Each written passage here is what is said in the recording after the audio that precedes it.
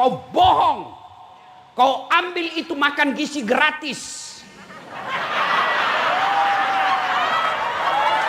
Hah? Yang mestinya 10.000 tinggal 6.500. Karena dipotong sama kepala dinas, dipotong sama tim sukses, dipotong sama calo. Akhirnya yang makan anak tak makanan basi. Ini yang begini, kau bisa lolos tahun ini, kau bisa lolos 10 tahun. Tapi begitu kau tidak ada jabatan baru diperiksa, masuk penjara. Apa itu nikmat? Saya mau tanya ibu-ibu, bapak-bapak, nama surah yang paling pendek dalam Quran. Ayo. Hah? Apa nama surahnya? Oh, macam mana paling tahu ya, Masya Allah. Bujur banar.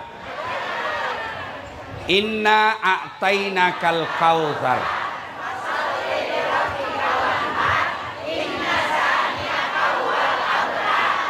Itu ayat kita hafal, tapi ternyata dia kena diri kita.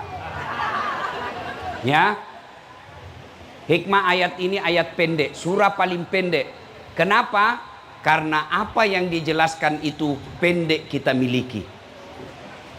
Pertama, inna a'tainakal kautsar. Itu Allah Muhammad kasih kau nikmat sangat banyak. Haji Nasir, Masya Allah, saya baru masuk rumahnya tadi. Saya bilang orang Bugis memang ini. Masya Allah. Makin saya masuk, dia kasih kenal lagi saya. Ini biniku yang kedua.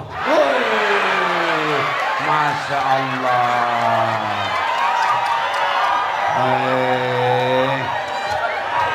Banyak duitnya, banyak juga bininya. Masya Allah.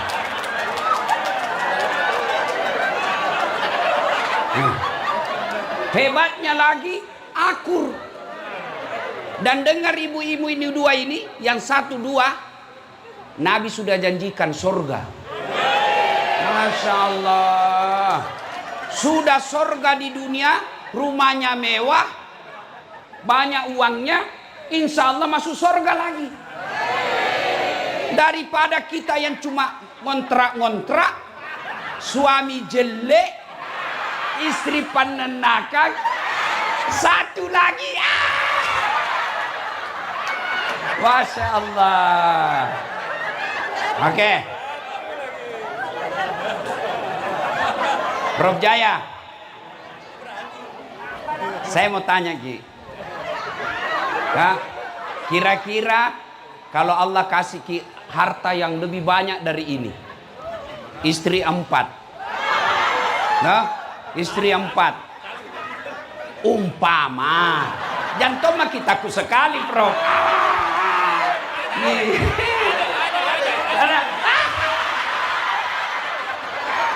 Masya Allah. Jadi umpama, oke, jami paling 4, rezeki banyak, tapi Allah langsung kasih ki stroke, lumpuh, bisu, tuli. Mau ki kira-kira, Prof? Tidak mau. Tidak mau. Ibu-ibu, Allah kasih ki tiba-tiba rezeki emas 50 kilo. Mau ki, Bu? Mau. Tapi langsung lumpuh, kena serangan jantung. Mau, Ibu? Berarti jangan selalu berpikir harta itu nikmat. Mana tadi yang calon sekda?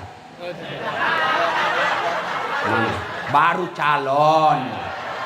Oke lah, langsung Bapak langsung besok diangkat jadi sekda. Tapi begitu langsung diangkat sekda, sorenya langsung kena ginjal. Mau? Mau? Berarti nikmat itu bukan jabatan. Iya. Apa lagi? Ibu, mau saya kasih mobil? Mau? Mau? Tapi begitu pegang kuncinya, langsung lumpuh, tidak bisa bergerak. Mau? Mau? Berarti tapahangi madeceng. Tapa kesingi pahatta. Ya roesengnya nikmat. Tenia duit bawang. Ya roeseng nikmat. Tenia waram parap bawang. Tapi nikmat paling berharga. Afiat. Sehat. Itu Haji Anas. Jago dulu itu jago. Tapi ma pamulatoni na kenalasa. Iya tuh Haji? Iya. Saya pernah sakit ibu. 6 bulan tidak bisa ceramah. Ternyata nikmat itu sehat. Apa cukup itu nikmat sehat? Mata bisa melihat, kaki bisa berjalan, mulut bisa bicara. Apa cukup? Tidak. Nikmat yang paling mahal iman. Tepuk. Meleki oleh contoh. Ada orang paling kaya. Sampai sekarang kekayaannya masih dicari di Mesir. Tinggi jabatannya. Jabatannya raja. Istananya dilapisi dengan emas. Bininya banyak. Kenapa kan ibu-ibu nah sensitif sekali?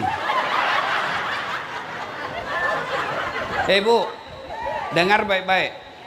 Biar mau suamimu kawin sampai 10 kali, kalau Allah tidak kasih jodoh, tidak jalan. Ini mau sekali saya punya istri 5, tapi tidak dikasih Allah. Kenapa? Mamanya cek berdoa. Ya Allah, cukuplah saya istrinya dah saat latih. Selesai. Nah biar kau periksa HP-nya suamimu. Kalau Allah kasih jodoh, tidak ada gunanya kau awasi HP-nya. Apa gunanya kau HP-nya? Apa gunanya kau awasi HP-nya? Hah? Apa tujuanmu kau awasi HP-nya? Kau periksa HP-nya, nah kasih kau 1, 2 nah sembunyi di mobilnya. Kenapa kau tahu? Saya pelakunya.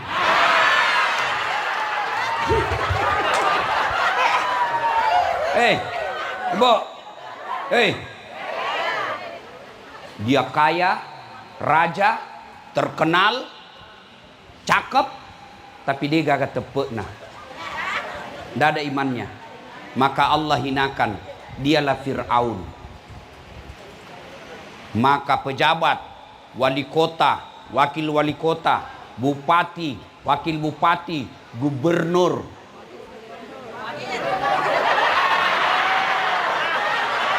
presiden, wakil presiden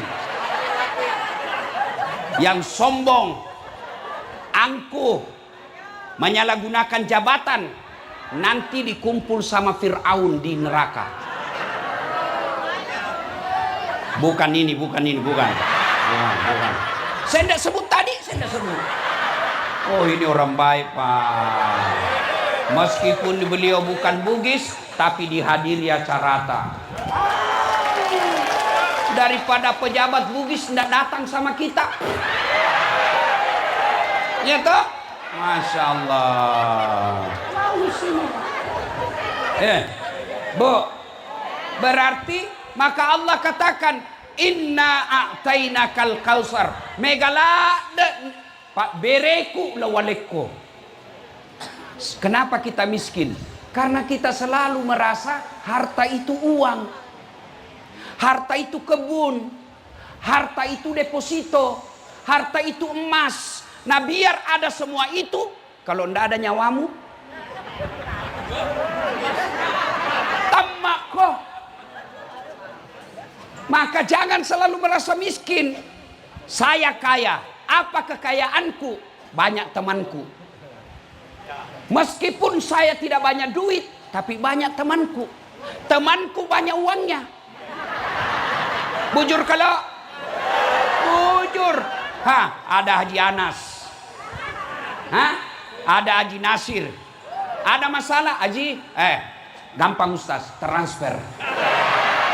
Contoh gini. Nggak tahu nanti ada betulkah? Iya toh. Maka nikmat itu bisa berupa teman. Nikmat itu bisa berupa waktu. Nikmat itu paling banyak sehat. Makanya kita selalu diingatkan dalam surah Ar-Rahman, fabi ayyi ala'i rabbikuma tukadziban. Coba, kita hafal semua, tapi kita tidak maknai. Maka ibu-ibu, kenapa banyak terlilit pinjol? Kenapa terlalu banyak orang banyak utangnya? Bukan karena tidak ada nikmat Allah kasih, tapi karena selera hidupnya yang terlalu tinggi. Betul-betul kau semua ini kepelakuan.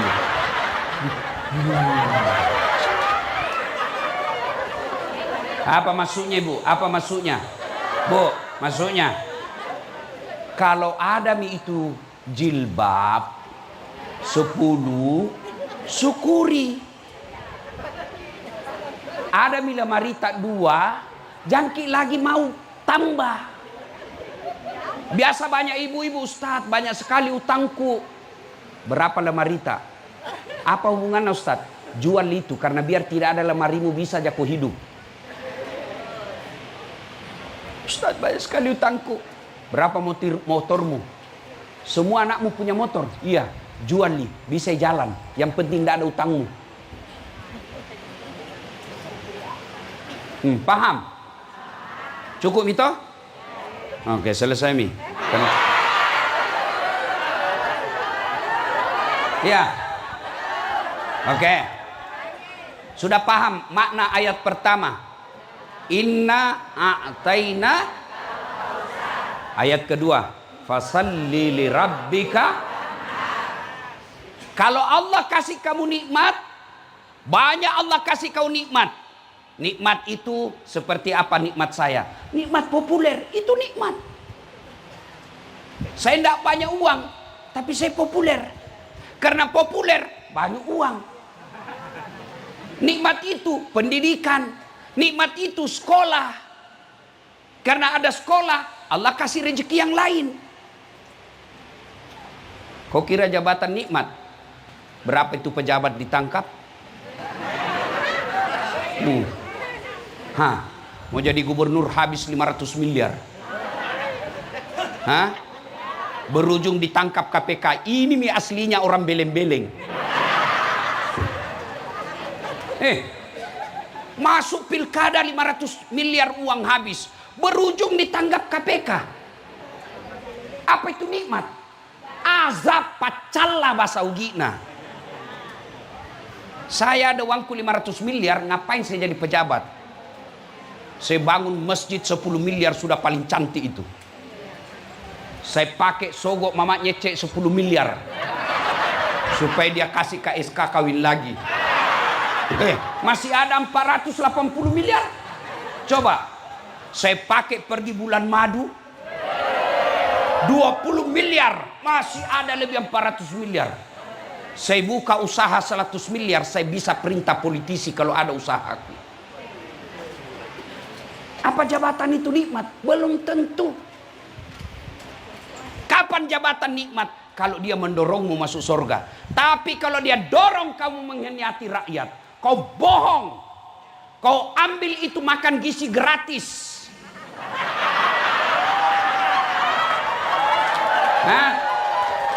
Yang mestinya 10.000 tinggal 6.500. Karena dipotong sama kepala dinas, dipotong sama tim sukses, dipotong sama calo. Akhirnya yang makan anak tak makanan basi. Ini yang begini, kau bisa lolos tahun ini, kau bisa lolos 10 tahun. Tapi begitu kau tidak ada jabatan baru diperiksa, masuk penjara. Apa itu nikmat? Apa itu nikmat?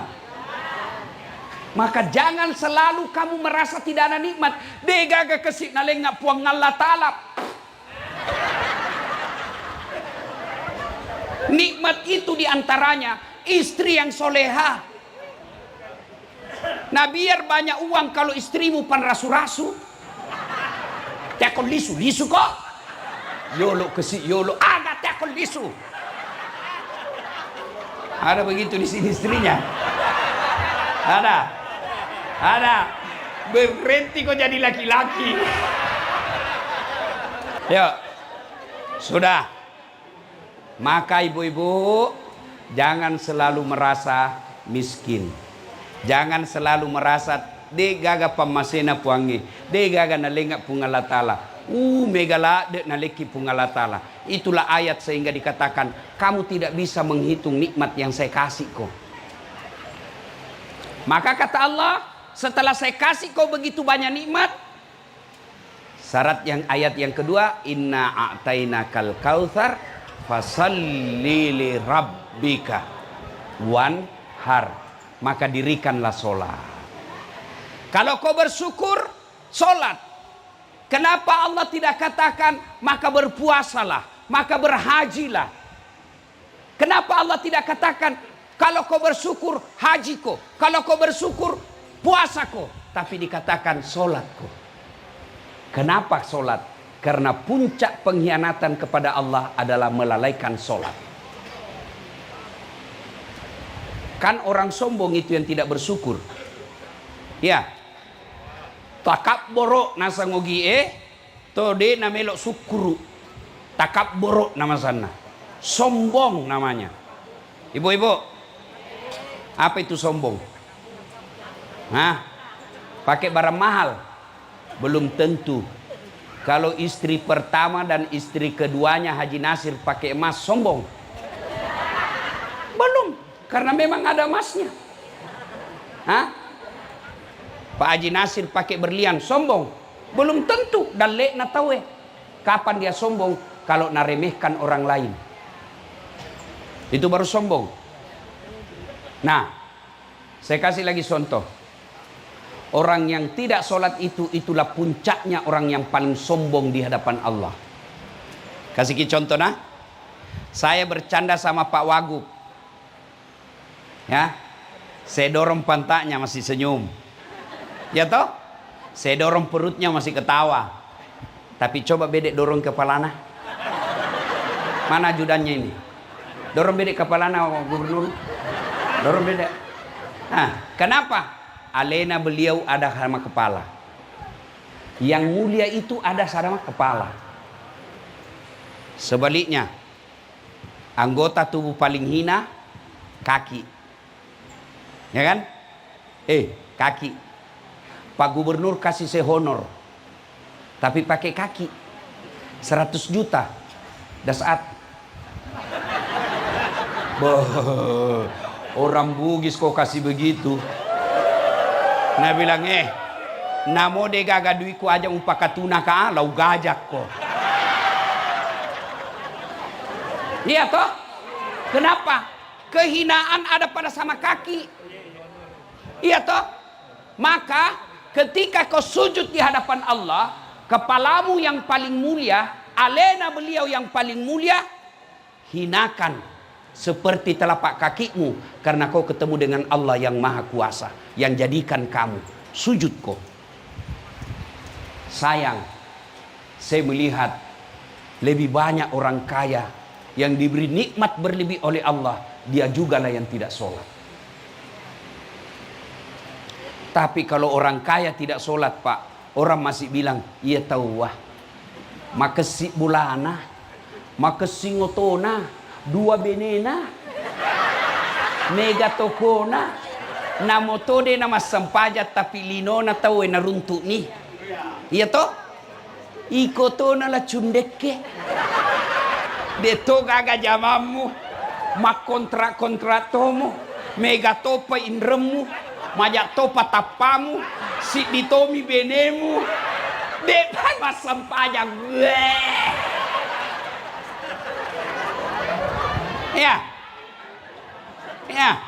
Masya Allah. Bu, Pak,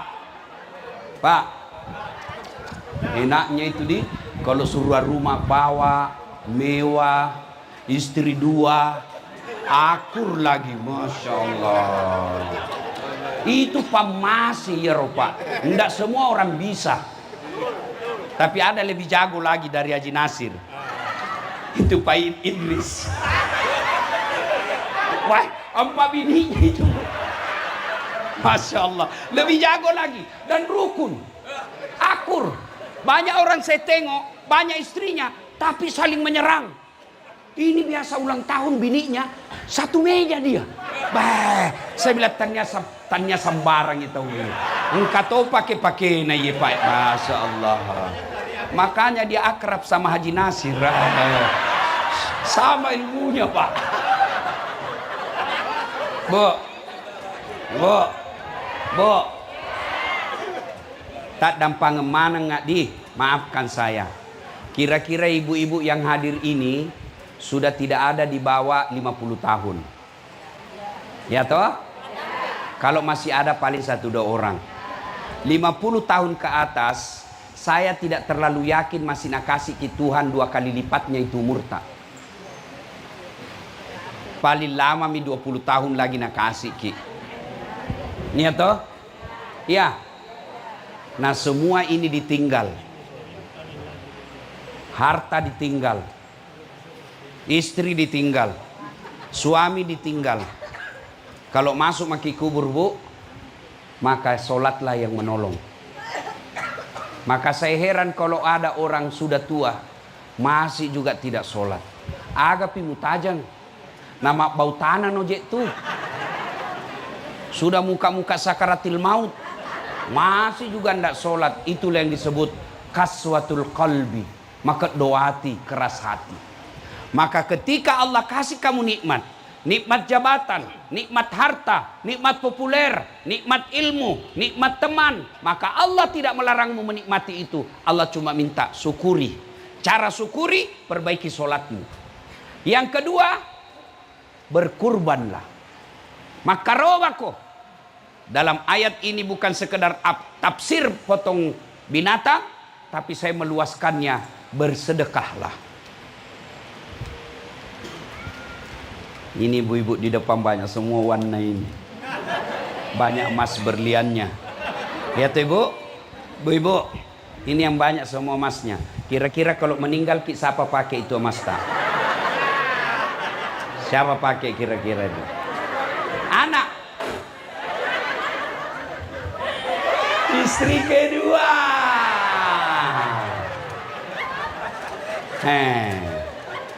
Nak tarik itu nak cincin tak? Cincin kau itu. Ndak mau keluar bu, nak kasih sabun. Sudah itu nak cabut lagi gelantak. Siap kilo ye warna ubadu. Mencaji ulawang. Tapi dah buka ji. Nak buka lagi kalung. Ini dulu waktu kita pergi Dubai. Terakhir gigi palsu juga dah buka. Ya toh ibu? Nah simpan di lemari. 3 bulan kemudian ketemu janda. Lah bekoh. Itu masmu. Nah kasih kembali janda iya. Apa nak bilang ambek mini dek mati mi yang punya. Maka ibu, Allah tidak larang kita pakai emas. Allah tidak larang kita pakai berlian. Allah cuma minta ingat tongko sedekah. Ingat sedekah. Istrina Haji Nasir yang kaya-kaya. Biasa ibu-ibu kaya itu selalu saya bilang, yang kaya itu jangan kau pakai yang asli. Yang palsu mau saja kau pakai. Kenapa? Biar palsu orang tidak percaya. Nah bilang, masa istrinya Haji Nasir pakai palsu. Sembara to ikut muakkadah. Asli ya roh. Maka pakai saja yang palsu. Yang asli, bangunkan pesantren. Bangunkan masjid. Kasih anak yatim piatu. Itu namanya pandai.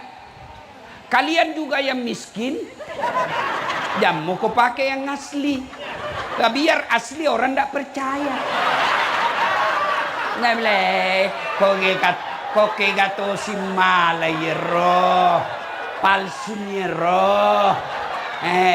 Maka pakai saja yang palsu, yang asli bawa ke pesantren. Iya toh, bu. Pak, ada di sini sakit lama tidak sembuh-sembuh. Coba ki sedekah. Saya kasih ki contoh kasusku. Kasus saya yang terakhir. Pulang saya Timika, Freeport ceramah. Tiba-tiba suara saya parau, susah keluar. Stres kan kalau penceramah hilang suaranya. Kalau kaki di masalah, tidak masalah, kan bisa jadi ngomong. Begini saya bicara, saya ke dokter. Apa kata dokter?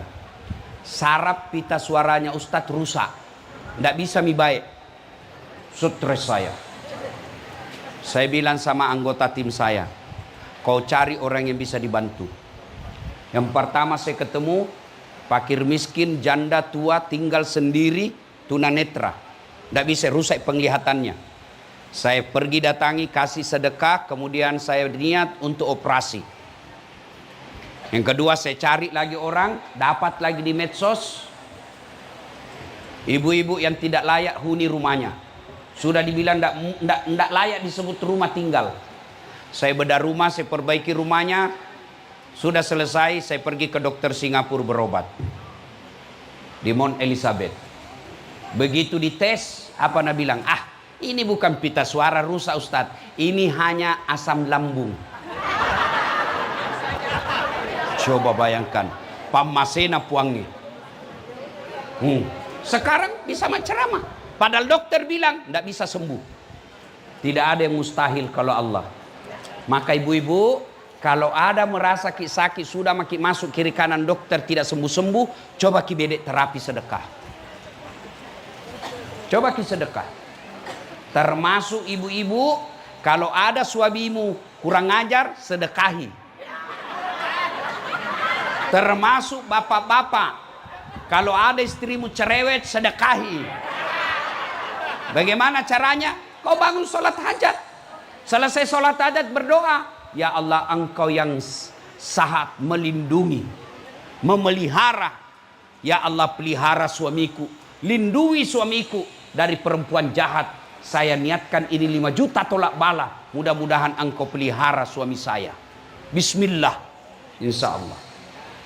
Yang jadi masalah kalau suaminya juga bangun sholat hajat. Ya Allah, capek sudah saya lihat istri saya, Allah. Ini ada uangku 5 juta ya Allah. Saya sedekah tolak bala.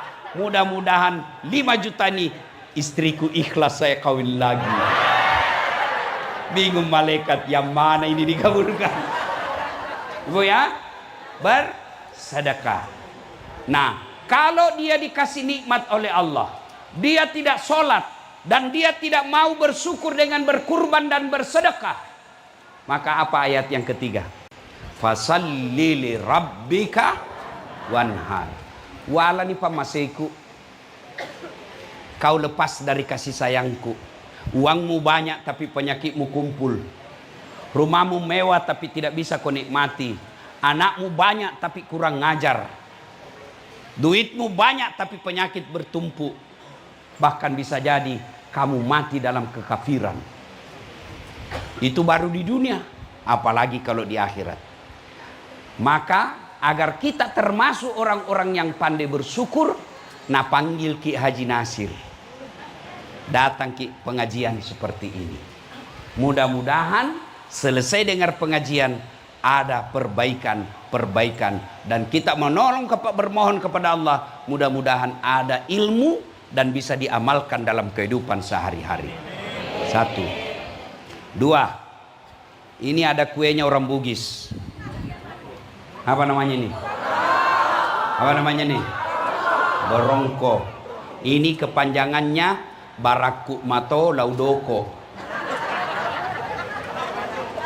Artinya saya bungkus diriku sendiri. Apa ini Bu? Terbuat dari apa ini bungkusnya? Apa? Daun. Apa isinya? Pisang. Itu maknanya orang Bugis. Apa yang ada di hatinya, itu yang diucapkan, itu yang dilakukan. Tarwada, tarogau. Bukan munafik. Apa itu munafik? Lengi ni pau, letoi na pigau, letoi na bicara. Itulah kita orang Bugis. Ada disebut bahasa hati. Etok namanya. Etok hati. Bahasa mulut. Etek namanya. Etek na adae. Bahasa pantat. Etuk namanya. Ya. Etok, etek, etuk. Apa maknanya Ustaz? Engkau tahu etekna pada etokna atinna soroga tawamu. Engkau tahu etekna si salah etokna atinna etuk tawamu. Kamu tidak lebih mulia dari kentut. Saya berharap saudara-saudara KKSS jangan tinggalkan tarwada tarogau. Itu yang membuat kita orang Sulawesi dihormati di mana-mana. Karena kita tarwada tarogau. Pak Wagub, mungkin Bapak tidak menyadari dan kita juga orang Sulawesi kurang menyadari. Lihat rumah makannya orang Sulawesi. Semua dapurnya di depan. Coto di depan. Konro di depan. Palu basah di depan. Sop saudara di depan. Ikan bakar di depan. Tidak ada di belakang. Artinya itu orang Bugis. Dia sajikan kamu, dia tidak pakai rahasia. Apalagi itu orang Bugis. Lihat itu orang Bugis. Di mana alat senjatanya? Sini. Apa namanya? Orang Makassar bilang badi, bukan keris. Keris itu orang Jawa. Orang Bugis bilang tepi. Ada juga bilang kawali. Orang Makassar bilang badi. Coba lihat struktur alat senjatanya orang Bugis Makassar. Tidak bengkok. Dia lurus. Itu artinya kata-katanya tidak bengkok-bengkok. Itulah sebabnya orang Bugis dalam tutur bahasa tidak mengenal pantun. Makanya salah-salah tadi berpantun.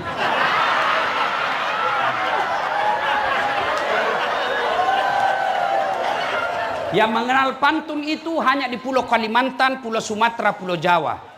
Orang Bugis tidak berpantun.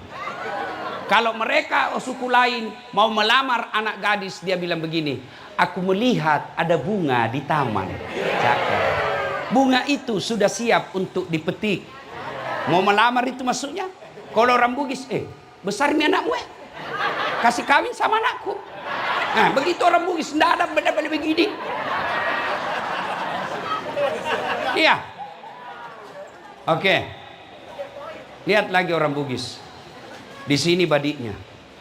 Maknanya dia tidak ada sembunyi-sembunyi.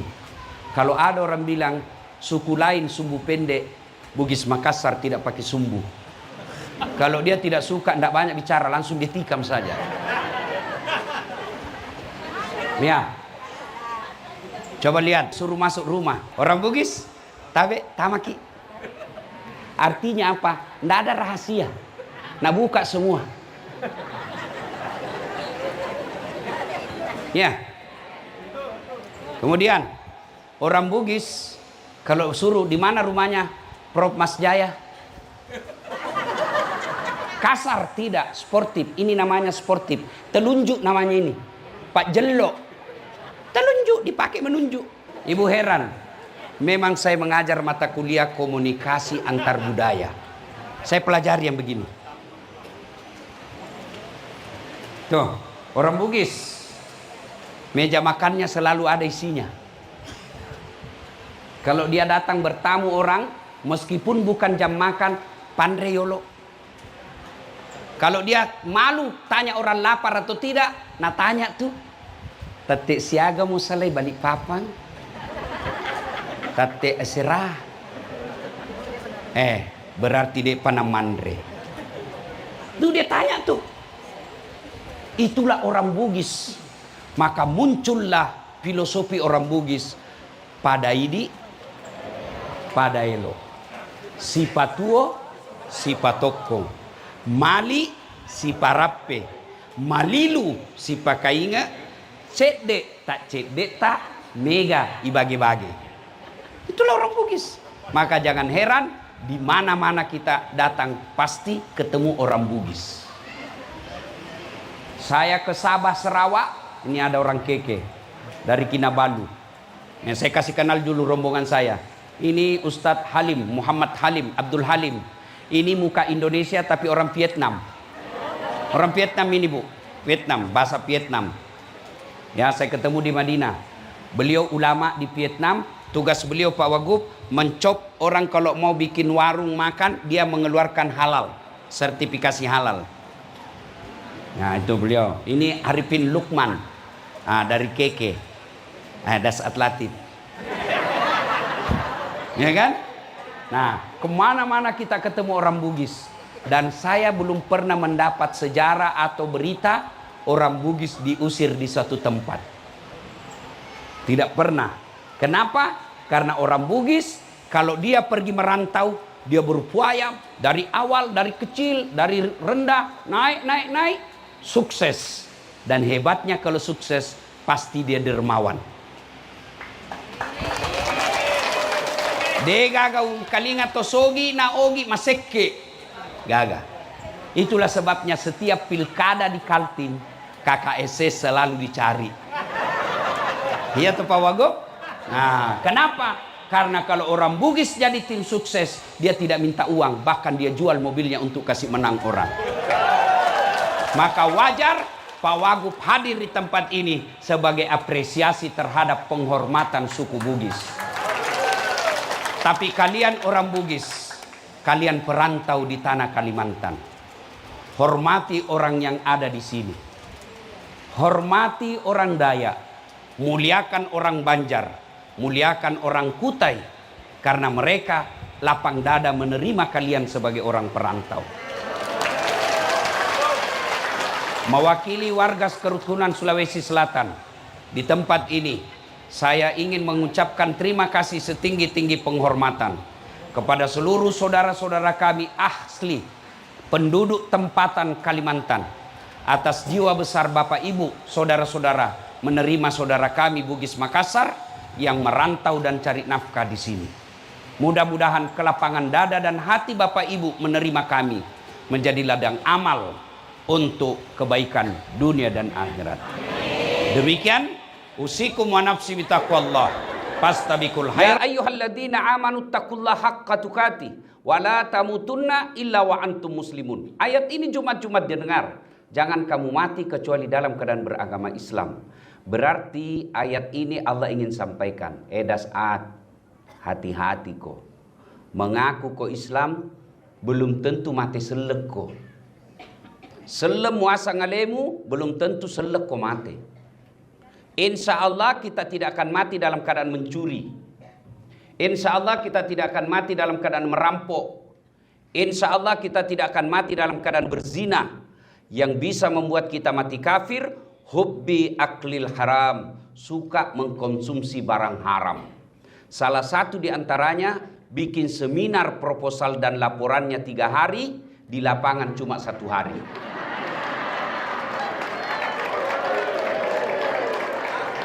Ya,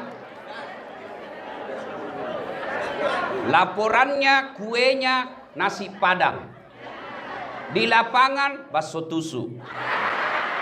Nah ini kalau bikin kau seminar begini, nandak berapa untungmu, tapi dosamu, korupsimu, tipu-tipumu mempengaruhi karaktermu sebagai guru.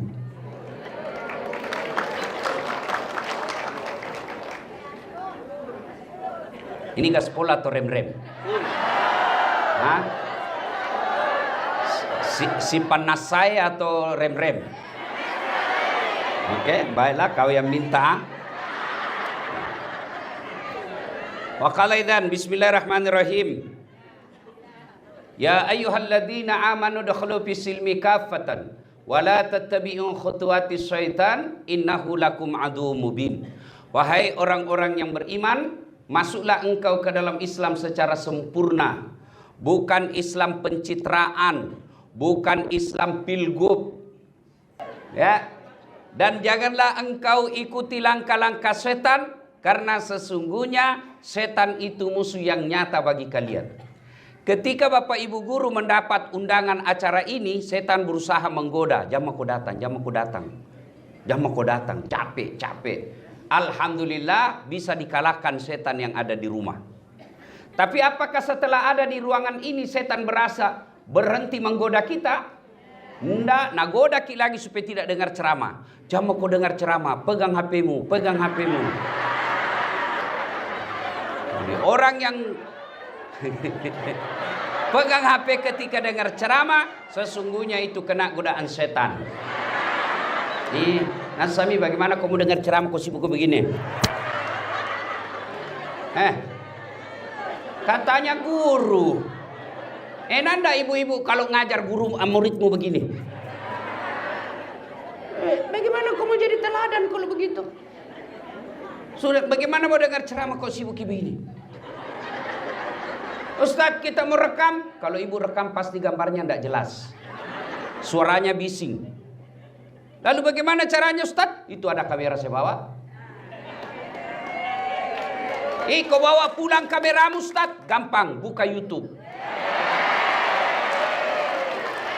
Judulnya nanti Gaspol PGRI. Sudah nonton? Jangan lupa like and share. Kenapa kau ketawa ibu guru? Kalau artis kita follow, apa kita dapat? Apa dapat? Hai guys, kita mengikuti pernikahan super mewah di Jepang guys. Ini kayak istana pernikahannya guys. Ternyata perampok. Kok dapat begitu? Bapak-bapak, kalau bapak follow artis, apa dapat? Kelihatan dahada, kelihatan pahanya, goyang-goyang. Nggak juga nak kasih pegang kok. Napakah Cina-Cina aja kok. Apa ini? Kalau ustadz kau follow, dapat ilmunya, pahala. Kau amalkan ilmunya, pahala. Kau sebarkan di grup WhatsApp, pahala, amal jariah. Maka jangan lupa follow Dasat Latif. Yang keempat lagi keistimewaannya, kalau Bapak nonton YouTube dan tidak skip iklannya, Bapak ikut membangun rumah ibadah. Itu penghasilan saya di YouTube itu kan sudah 3 masjid jadi. Jadi kalau ibu nonton, dapat pahala. Yang penting jangan skip iklannya. Kalau ada iklan jangan pencet lewati, nonton dulu. Masa ndak tahu lagi skip ini bu guru Nah ibu bapak saudara-saudara sekalian, waktu yang terbatas. Karena ini seminar. Wa qala idzan bismillahirrahmanirrahim. Innallaha wa malaikatahu yusalluna 'alan nabi. Ya ayyuhalladzina amanu sallu 'alaihi wa sallimu taslima. Sesungguhnya Allah dan para malaikatnya bersalawat kepada Rasulullah Muhammad SAW. Maka wahai orang-orang yang beriman, bersalawatlah kalian kepada Rasulullah dengan sebaik-baik salawat. Pertama sekali saya ingin mengucapkan terima kasih kepada Bapak Ibu Guru yang telah mendidik kami. Saya bisa hadir di tempat ini karena guru saya dulu waktu saya sekolah. Tidak ada orang hebat tanpa guru. Maka kalian adalah orang-orang mulia. Terpujilah wahai engkau ibu bapak guru, namamu akan selalu hidup dalam sanubariku sebagai prasasti akan di dalam hatiku sebagai prasasti terima kasihku untuk pengabdianmu. Engkau bagai pelita dalam kegelapan. Nah, pelaksana embun penyejuk kehausan, Engkaulah pahlawan bangsa tanpa tanda jasa. Al-Fatihah buat guru-guru kita yang telah mengajarkan kita. Al-Fatihah.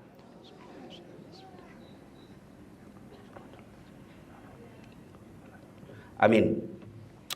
Ibu bapak, saudara-saudara sekalian, teristimewa guru saya Bapak Rektor Universitas Negeri Makassar, Profesor Dr. Hussein Syam, yang insya Allah dimuliakan dirahmati Allah Subhanahu wa Ta'ala. Seluruh pejabat-pejabat sipil yang ada di Universitas Negeri Makassar yang saya hormati, Ketua PGRI Provinsi Sulawesi Selatan, Ketua PGRI Kota Makassar, Bapak mewakili Wali Kota Pak Andi Bangsawan, yang insya Allah dimuliakan dirahmati Allah Subhanahu wa Ta'ala. Karena Bapak Ibu tadi minta gaspol supaya ini acara ada oleh-oleh kita bawa pulang dan ada faedahnya, kita gaspol di tempat ini. Yang pertama Bapak Ibu sekalian, sebagai guru, Bapak Ibu di dalam lingkungan sekolah jangan di kelas. Bapak pernah enggak ada anak-anak siswa pelajar kita merokok?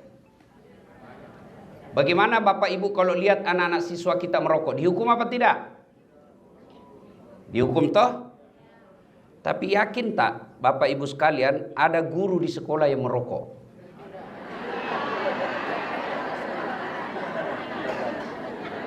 Ada enggak? Bilang guru jaga kau. Kalau ku dapat kau merokok ku tampelin kau. Istirahat guru nama merokok. Itu paling simpel keteladanan. Jangan banyak bicara teori. Itu mau dulu simpel sekali itu. Itu nyata bisa dilihat karena rokok bisa dilihat. Bagaimana tutur kata yang bohong. Bagaimana kita menanamkan kata-kata jujur kepada anak kita kalau kita sendiri tidak jujur.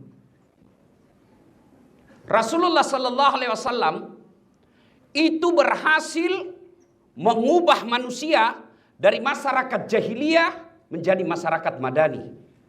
Tidak punya tim sukses. Tidak punya partai politik.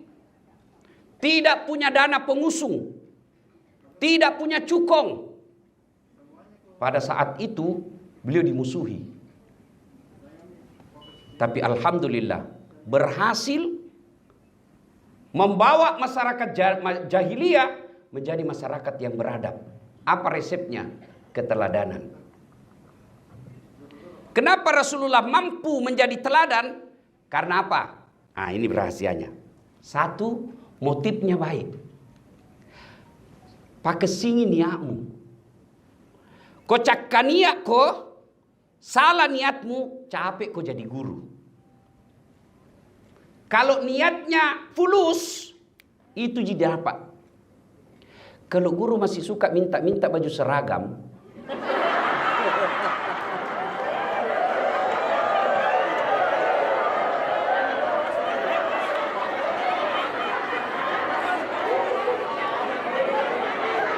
saya dengar tadi,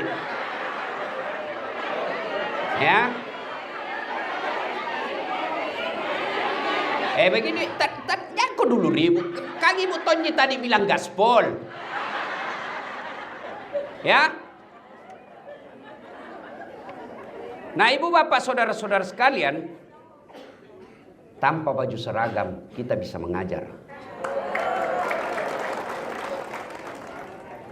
Kalau cari gagah-gagahan baju seragam, itulah Bapak dapat di dunia. Tapi tidak berarti kita tidak butuh baju seragam. Ya toh?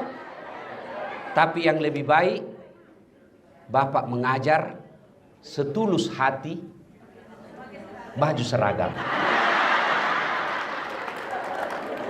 Tapi kalau tidak, Guru yang baik tidak mempengaruhi kualitas pendidikannya mengajarnya tanpa baju seragam. Jangan lalu berkata, dede jam aku tidak ada tunji baju seragam tak. Maka itu cakania ko sana.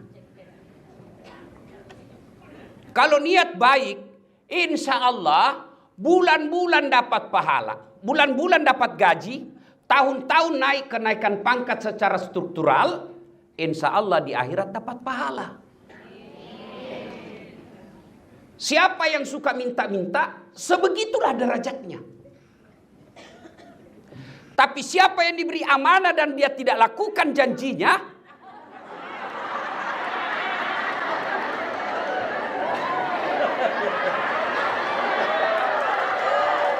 jelas toh? Jelas.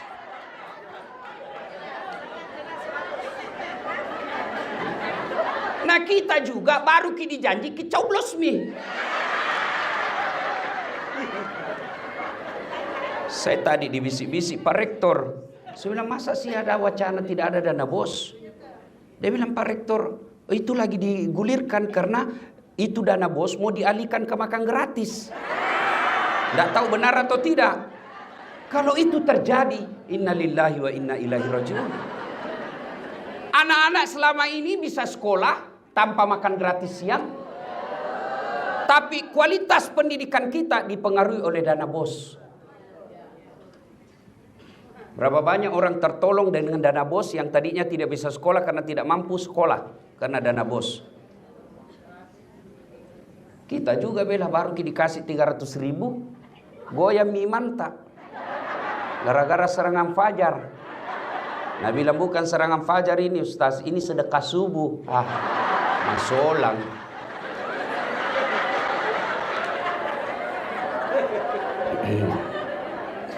Itu dulu ya. Jadi Bapak Ibu sekalian, luruskan niat. Bapak Ibu baca semua kitab-kitab tentang ibadah, pasti bab satunya tentang niat. Niat ini menentukan. Itulah sehingga dalam agama ibu bapak guru sudah tahu sejak kecil. Innamal a'malu binniyat. Sesungguhnya amalmu tergantung niatmu. Nah ada salah paham. Jadi guru harus ikhlas. Oh tidak. Salah itu.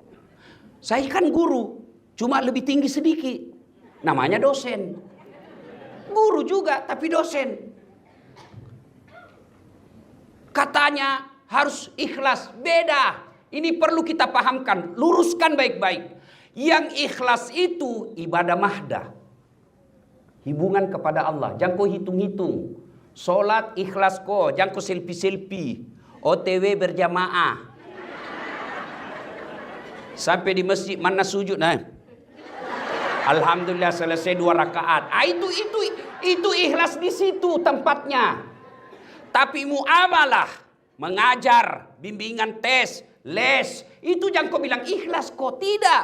Muamalah bukan niat, bukan ikhlas ada di situ utamanya. Tapi apa yang utama dalam muamalah? Niat baik. Niat baik kalau soal muamalah, mengajar. Tapi kalau ibadah, haji, puasa, taraweh, itu niat ikhlas. Ikhlas kepada Allah. Jangan kau ada hitung-hitung. Makanya jangan bilang pergi tarawih 10 malam terakhir malam ganjil pi. Kenapa? Menunggu Lailatul Qadar. Nah Ramadan baru-baru ini ganjil terus. Kenapa? Karena beda Muhammadiyah sama pemerintah toh ganjil terus pi. Ganjili Muhammadiyah, besok ganjili pemerintah. Besok lagi ganjil Muhammadiyah, ganjil siapa? Ganjil terus itu.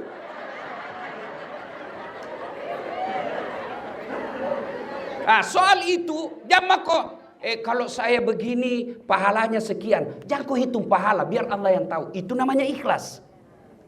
Tapi soal muamalah, mengajar, jangan kau bilang ikhlas. Masa kita mengajar disuruh ikhlas? Apa paling dipakai beli pulsa? Nah mau ini belajar online. Kenapa Malaysia sama-sama kita start, sama-sama Melayu? Kenapa sekarang pendidikannya lebih terhormat? Rasa-rasanya tidak ada orang Malaysia datang menjadi TKI di Indonesia. Tidak ada orang Malaysia datang ke Indonesia menjadi pembantu rumah tangga di Majene. Tidak ada. Tapi berapa banyak orang Indonesia pergi jadi pembantu di Malaysia. Kenapa? Salah satu sebabnya karena dana pendidikan di Malaysia jauh lebih besar daripada yang digelontorkan untuk Indonesia. Masa pegawai honor kasih yang 200.000 satu bulan?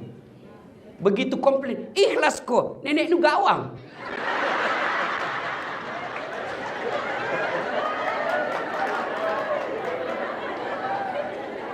Iya toh? Ada pegawai honor di sini. Namanya PTT, pegawai tidak tetap. 5 tahun kemudian TTP, tetap tidak pegawai.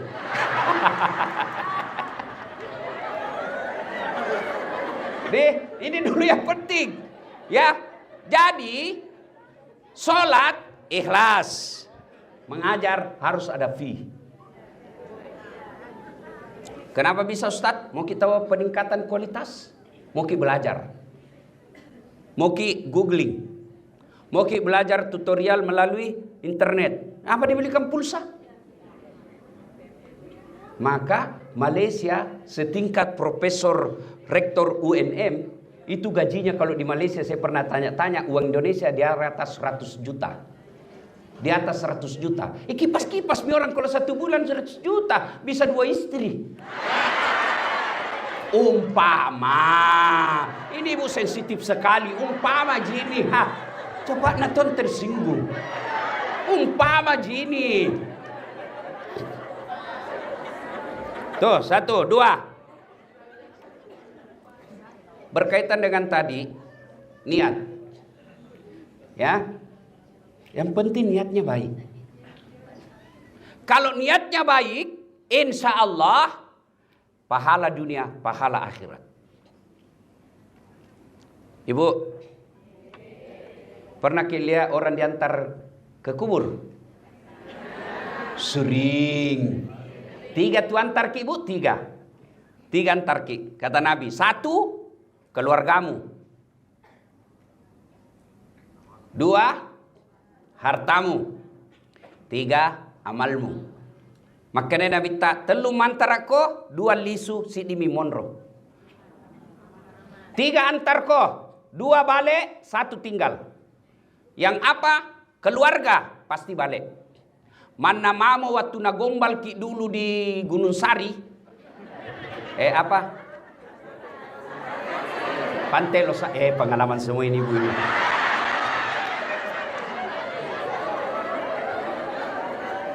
Kemanapun kau pergi sayang. Ini waktu di fakultas pendidikan IKIP dulu toh. Masih ada alumni IKIP sini. Kemanapun kau pergi aku akan mengikutimu. Gunung kan kudaki, lautan ku seberangi, masjid kau lewati. Cilaka ngana. Kita akan sehidup semati. Bale-bale kau. Masuk meninggal istri, ada suami mau masuk di kubur. Ada, jangankan masuk kubur, menunggui saja 24 jam di atas kuburnya, tidak ada yang mau. Menangis memang waktu meninggal, 3 bulan kemudian kenal janda. Nalupai nombok, tidak ada. Ya toh? Yang kedua, yang mengantar kita apa? Harta, keluar mobil, keluar motor, ada yang tinggal. Ada apa? Kain kafan. Itu mi. Yang lain bawa pulang. Cerek saja. Begitu tertinggal. Cerek. Cerek maka palisu.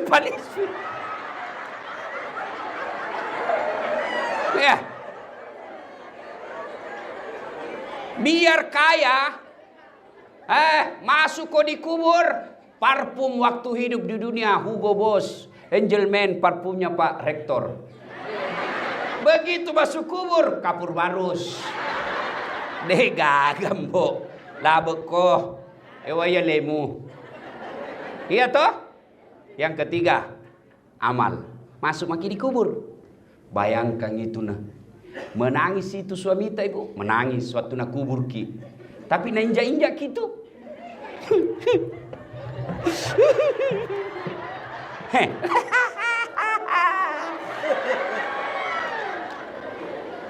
Iya toh Bu?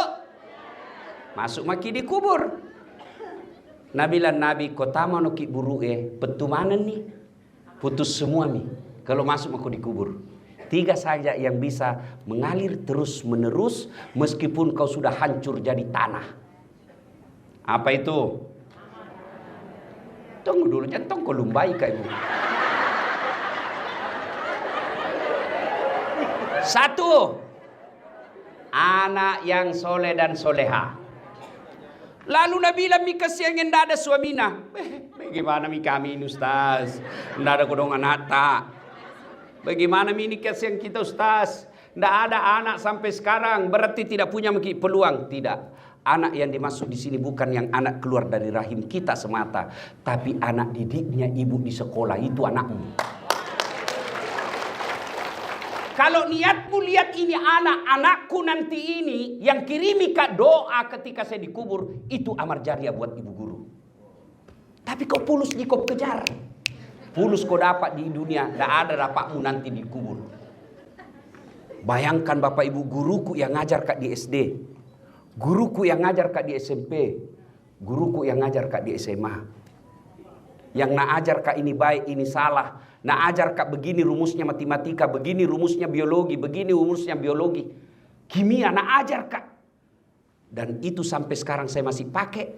Selama itu saya dakwakan, orang-orang yang menerima dakwah saya itu dapat pahala. Dan guruku pun dapat transferan pahala dari saya dan dari orang-orang yang mengamalkan ilmu yang saya sebarkan. Itulah motivasimu. Jangan baju seragam. Madodo culemu ke baju seragam ya.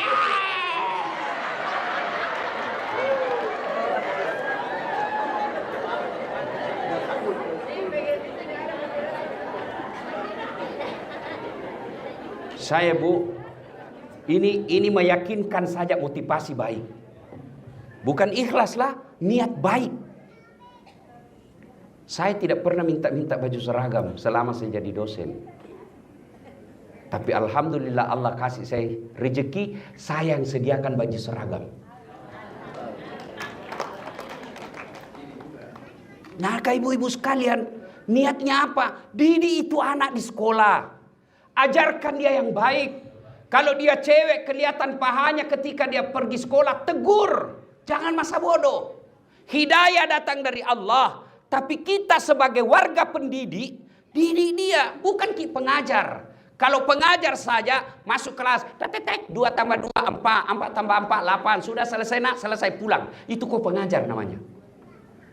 Tapi kalau pendidik, nak, tidak bagus itu rokmu begitu. Kenapa? Ada bapak guru. Saya kalau anak mahasiswaku, saya larang dia roknya meskipun dia non muslim. Karena tidak ada agama yang membenarkan memperlihatkan aurat yang membuat laki-laki nafsu. Bagus kode. Kalau pakaian begitu, kalau di atas lutut. Tapi lebih bagus lagi kalau di bawah lutut. Agak panjang sedikit deh. Maka ibu guru tegur. Jangan pakai begitu nak, tidak bagus. Kita lihat lagi anak kita yang tidak senonoh berbicara. Tegur. Jangan bilang, tidak ada hubungannya. Kalau kita mau sebagai pengajar, tidak ada hubungan. Kalau saya mau bahasa bodoh, dia mau lulus A atau lulus C, tidak ada hubungan. Pangkatku tetap naik. Tapi saya berpikir, ini aset saya. Yang ajar nanti ini orang baik. Yang menjadi orang-orang soleh. Mudah-mudahan saya dikubur. Saya dapat kiriman pahala dari sini. Kalau ini motif Pak, pasti tidak capek mengajar. Kalau ini motif yang kita tanamkan sebagai guru, insya Allah tidak melelahkan itu mengajar di kelas. Kenapa? Ada harapan masa depan yang kita tunggu. Tapi kalau gaji kita harap, capek bangkit. Anak-anak kurang ajar, curhat maki sedek. Kurang ajar anak-anak kah?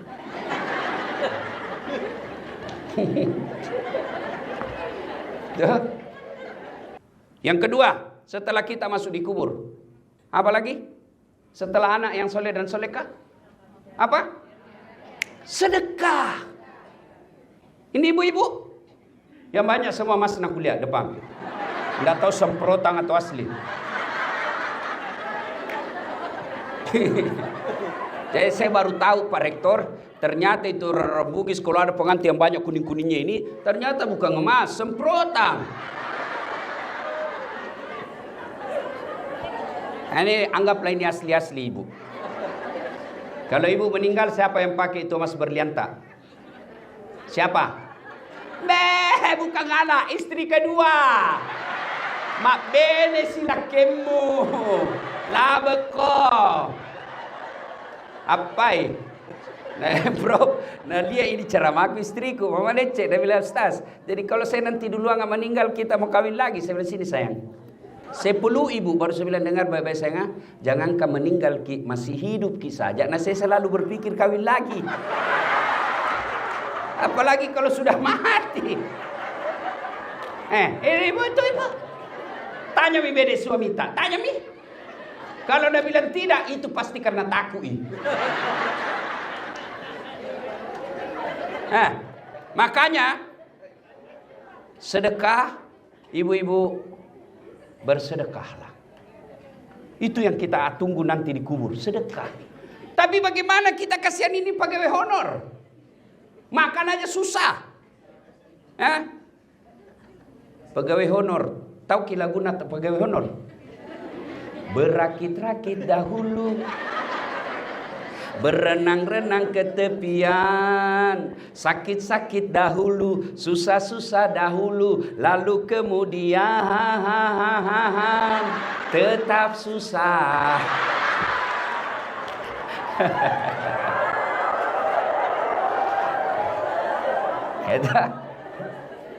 Ada pegawai honor, dia bilang, stres sih, kenapa kok dia bilang, tidak ada nama aku di K1.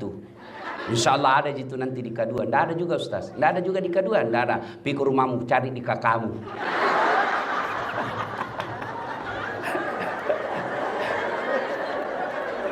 Nah, lalu bagaimana kita yang miskin kalau sedekah itu hanya materi? Allah kasih kebijakan, sedekah tidak mesti duit. Jangankan duit, senyum saja sedekah. Mana sedekahnya Bapak Ibu Guru? Ilmu. Itu biko transfer ilmumu 3 kali 3, 9. Ini sedekah. Itulah sedekahnya para guru. Ilmunya dia transfer ke muridnya. Luar biasa. Dapat maki jatah anak soleh. Dapat lagi yang kedua. Ilmu. Sedekah itu ilmu. Maka mengajar bukan kejar bonus, tapi mengajar sekedar bonus capek. Tapi kalau kau mengajar dapat bonus juga, insya Allah transfer ilmu dapat pahala jariah. Ilmu yang bermanfaat. Bayangkan kalau kita ajar anak orang, dari dia tidak tahu 10 bagi 2, lalu dia tahu dan dia pakai itu ilmunya sampai masuk kubur, berapa banyak pahala kita dapat? Tinggal sekarang telur pakai sini niat. Niat kita mengajar, transfer pahala. Apa pahalanya orang kaya? Uang. Apa pahalanya Pak Wali Kota? Kebijakan. Bikin guru sejahtera. Itu sedekahnya. Apa sedekahnya anggota DPR? Bikin perda. Apa sedekahnya para dosen? Ilmu. Dosen, guru. Itulah sedekah kita. Ilmu yang bermanfaat. Dan yang ketiga, yang bisa menolong kita di alam kubur adalah apa Ibu? Apa? Sudah itu tadi anak. 2, 3, pembangunan. Pembangunan bermanfaat. Ibu bapak saudara-saudara sekalian, kalau ini kita amalkan, insya Allah dapat maki. Tidak capek ki mengajar. Saudara bapak ibu guru yang saya hormati, yang ketiga, soal gaji yang tidak sesuai harapan. Jakmu peturenu kata Ugie. Jakmu peturenu, jangan putus asa. Bukan guru yang membuat kita kaya. Tapi insya Allah dengan guru pegawai negeri kau tidak akan miskin. Paham maksud saya? Iya. Susah jadi kaya kalau seorang guru. Tapi insya Allah tidak akan miskin. Yang kita hindari adalah miskin. Kau kejar kekayaan, selama kau merasa kurang pasti miskin. Biar digaji 30 juta, 50 juta per bulan, tapi gaya hidupmu 50 juta, miskin kok. Apa yang membuat kita miskin? Apa karena tidak ada rezeki dari Allah? Tidak. Yang membuat kita jadi miskin karena gaya hidup kita melebihi rezeki dari Allah.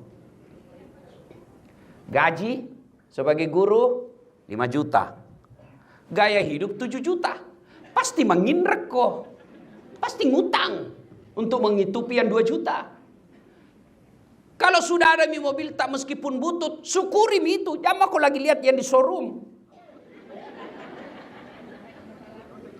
Lihat ke showroom. Datang itu, penjual mobil kah? Baik, semua itu cerita. Oh ibu, kalau ada mobil tak, alhamdulillah pikir mengajar tidak bau kenal pot maki. Toh, pikir pengantin bisa maki satu tempat duduk aiku anak tak. Tidak nak aku jani maki. Pulang kampung kita tahu alhamdulillah satu keluarga ki. Sampai ki di kampung tak mau hujan mau panas tidak masalah ber-AC. Bagus ini AC-nya bu. Tidak pernah nak cerita bagaimana kalau kempes banyak. Tidak pernah nak cerita bagaimana kalau cicilan tidak bisa dibayar. Yang membuat akhirnya kita para guru miskin karena gaya hidup. Kalau gaji tak 5 juta, gaya hidup tak 4 juta, masih ada sedekah 1 juta. Kalau gaji 3 juta, insya Allah cukup selama ibu mampu mensyukuri yang 3 juta itu. Cuma yang membuat kita menderita dan tidak pernah merasa cukup, gaya hidup. Senin, motongi lain sepatunya. Selasa, moseng lain. Nah bilang orang nah hafal, mi kenapa? Kalau nah bilang itu terus, bilang ki, kenapa aku susah kok? Apa? Suaminya sama-sama guru kodong. Beli jilbab, tidak ada masalah bagi suaminya. Oke, baik mi sayang. Aku belikan ki jilbab, tak apa-apa. Efek beli jilbab itu yang jadi masalah. Sudah beli jilbab, nah bilang pak, masa enggak serasi bajuku? Baju misalnya itu muncul. Sudah baju, nah bilang masa ini juga rok nanda dibanti? Awalnya jilbab, sampai berefek kepada tas. Nah bilang enggak serasi ini jilbabku sama tasku. Kalau begitu, jangan jadi guru. Enggak bisa itu terpenuhi gaya hidup seperti itu dengan seorang guru. Tapi insya Allah Bapak Ibu tidak akan miskin.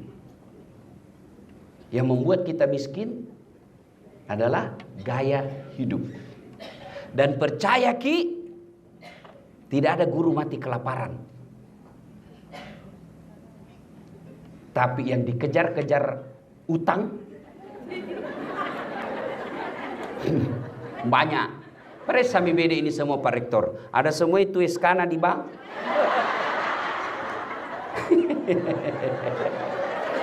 Iya toh. Belum jatuh tempo diperpanjang misalnya. Bu, rezeki itu Allah yang tentukan. Biar ku bolak-balik bagaimana, Allah marah. Karena ada 3 itu rahasia Allah. Tidak boleh dicampuri. Biar seorang profesor jangan kau intervensi. Apa rahasia Allah? 1, jodoh. Kenapa nak cantik sekali istri nak jelek suamina? Jodoh dah tahu ah. Jodoh nak.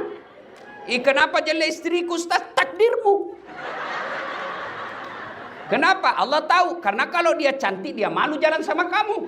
Kenapa? Karena kau juga jelek. Tidak boleh dicampuri itu jodoh. Itu urusan Allah. Yang kedua, ajal. Tiba saatnya tidak bisa maju, tidak bisa mundur. Yang ketiga, ini yang setan masuk. Rezeki. Dia munculkan apa? Was-was. Dia munculkan apa? Kecemasan. Bagaimana nanti anakmu? Bagaimana nanti ini? Bagaimana nanti ini? Kamu yakin Allah tidak kasih rezekimu tahun depan? Kamu yakin Allah tidak kasih 2 tahun yang akan datang?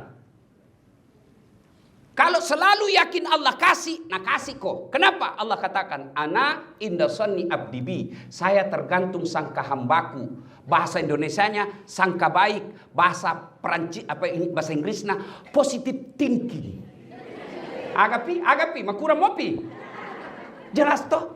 Kalau selalu bilang, tidak ada ku dapat tonda pendada. Tidak ada itu, karena Allah katakan, itu sangkamu, itu mau kau dapat. Coba sangka baik. Rezeki Allah yang ngatur. Bukan karena pendidikan semata. Ibu-ibu, tahu cicak? Tahu cicak? Apa namakan itu cicak? Masuk akal enggak? Enggak masuk di akal toh. Satu di dinding, satu terbang. Bagaimana mau masuk? Satu di dinding ini cicak. Tapi apa namanya lagu tutku ceki? Cicak di dinding, diam-diam merayap. Datang seekor nyamuk. Datang seekor nyamuk. Nyamuk yang datang. Tidak Nabi bilang cicak lompat ke nyamuk. Kalau cicak lompat ke nyamuk, patah-patah Pak. Cicak saja dijamin rezekinya oleh Allah. Masa guru tidak?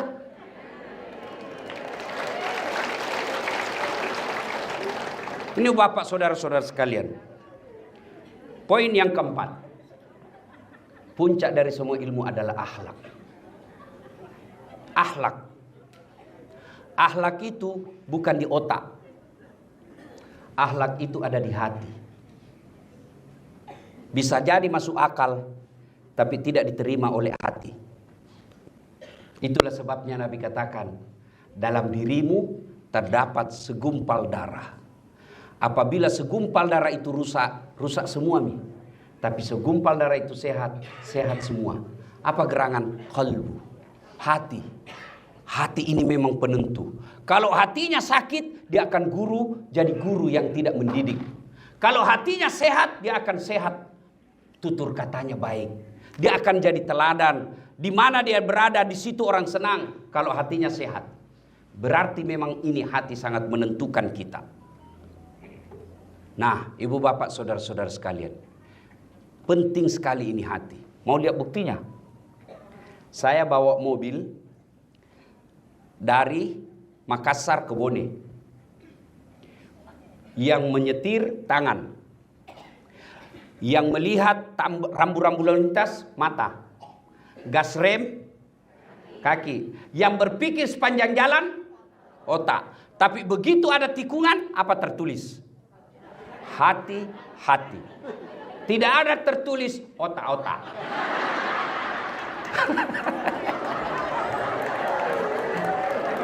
Iya toh? Berarti ini memang hati ini peran raja dalam diri kita. Di gedung rektor UNM sini, Pak Rektor mau bikin pengumuman. Yang menulis tangan. Yang melihat salah ketik mata. Yang berpikir kalimat cocok otak. Tapi begitu ada pengumuman, apa Nabi bilang announcer? Perhatian, perhatian. Tidak Nabi bilang perotakan, perotakan. Maka ibu bapak guru yang saya muliakan, penting mengasah otaknya anak-anak didik kita, tapi jauh lebih penting cerdaskan hatinya. Dan hati hanya bisa disentuh oleh hati yang baik pula. Kalau hati gurunya kasar, hati gurunya sakit, maka tertular anak murid kita. Sakit dia punya hati, maka lepas kita punya amal jariah. Lepas kita punya ilmu tidak bermanfaat.